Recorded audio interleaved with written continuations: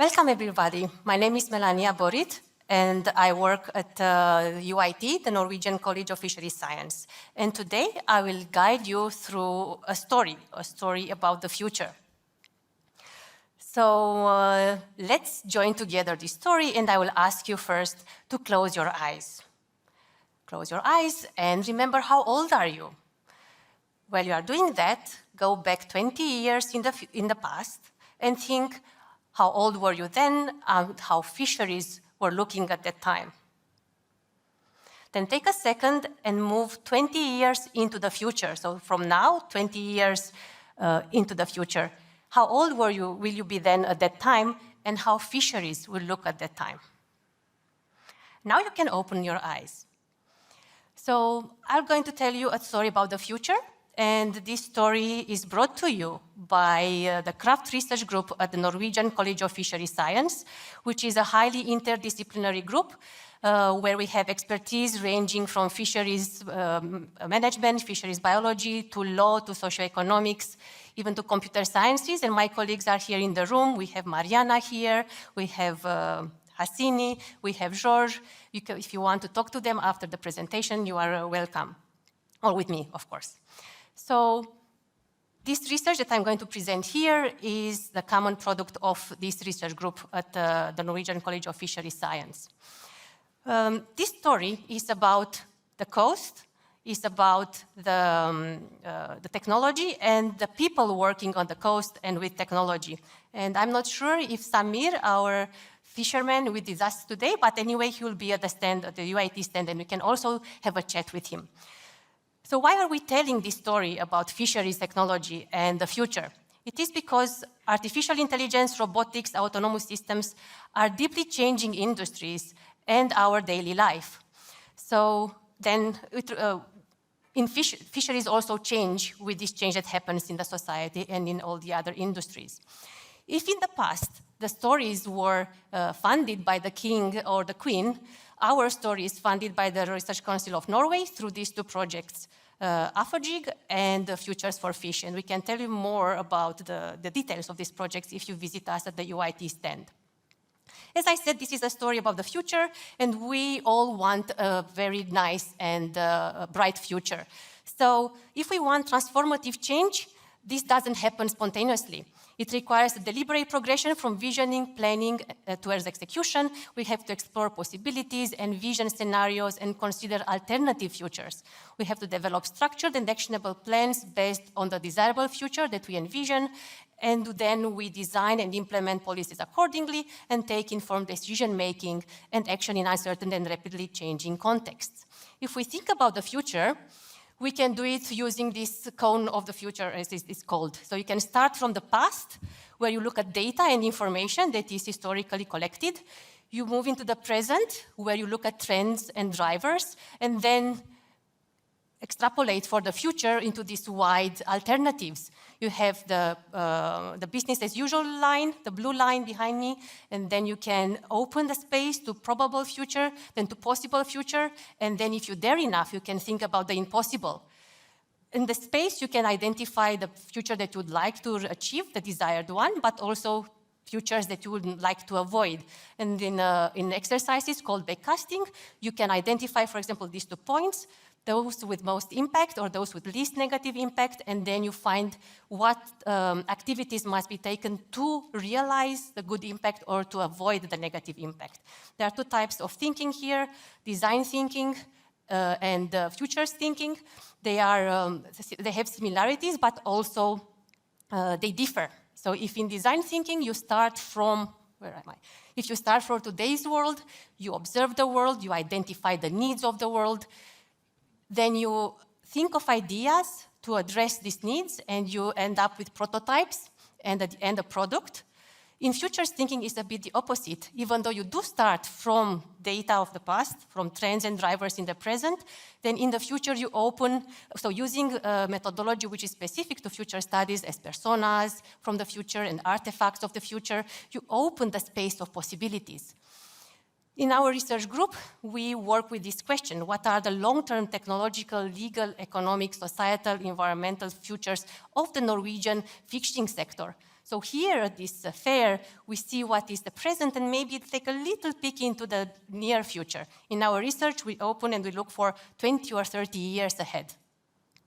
And we use a variety of methods. If you remember my colleagues, we are quite a good group. So we use several methods ranging from interviews, participatory observation together with our fishermen, to topic modeling and computational modeling.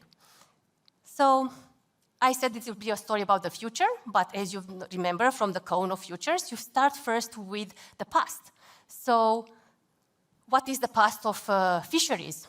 We can start from that corner. We have the age of manual labor, and then we moved into the age of industrialization, where we have the engine, and so slowly fisheries moved into the age of mass production.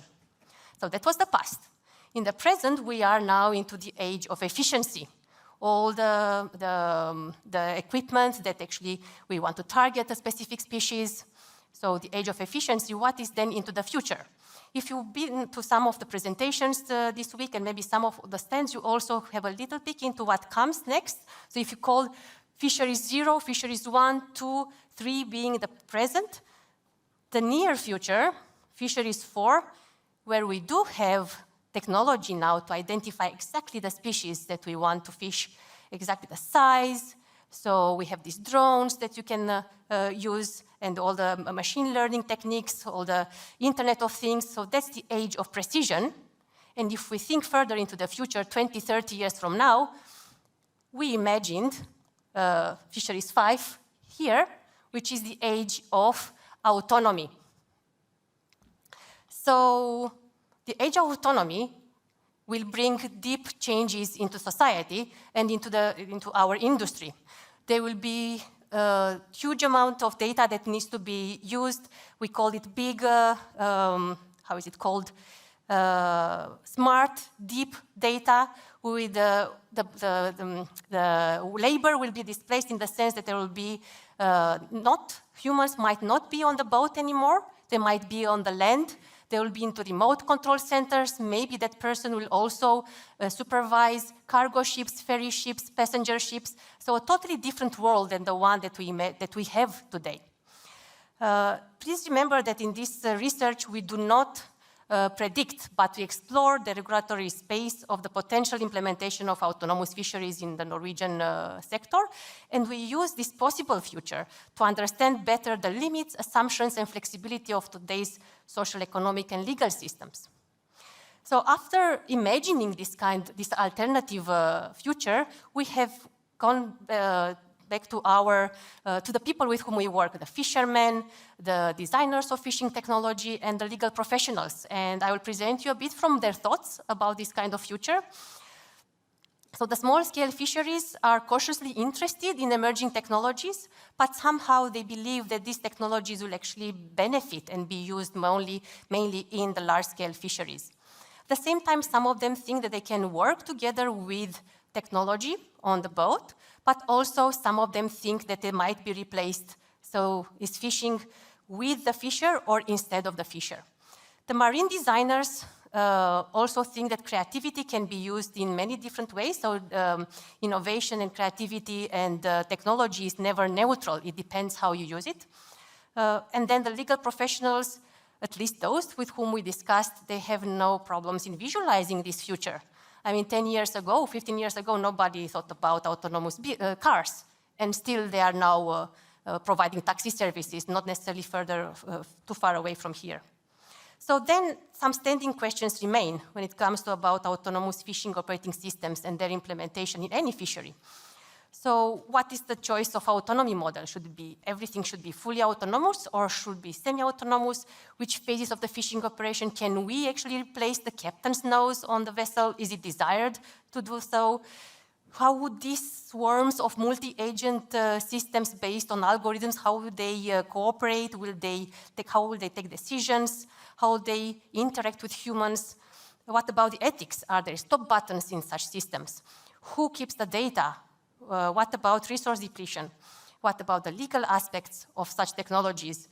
What about the environment? What about welfare? And who is the fisher here? And then ask yourself, when you closed your eyes 10 minutes ago, did you ever think about this kind of future? And if not, why? And if yes, what will be the implications? So after thinking about these questions and discussing with our informants, we came up with a little bit of advice for fisheries policy when it comes to also good practices for designing technology. So such design and such technologies should be context and value sensitive. So there is no size that fits everybody. They should be open for external input for a lot of stakeholders, open for extensive assessment from a technical point of view, legal point of view, environmental point of view, so technological assessment, and critique. We need people with expertise in critical studies to actually analyze who gains, who loses in such future, who has the power and who loses the power. Such fishing technology should be supported by enabling infrastructure in the sense of people having the time to meet, the places to meet, the mechanisms to discuss and take decisions, should be adaptable and flexible, anticipate long-term implications of the technology, because the technology, as I said, is never neutral, and then the implications of each of the design choices. Should keep in mind multiple alternative futures. And then now I would like, before I say thank you for your attention, I'll just like to ask you, what role do you play in the future of fisheries 20, 30 years from now? The decisions we take today all have implications in that time frame. With this, thank you very much for your attention. If you have more questions, as I said, we'll be at the UiT stand in the Forskningstorget. Thank you very much.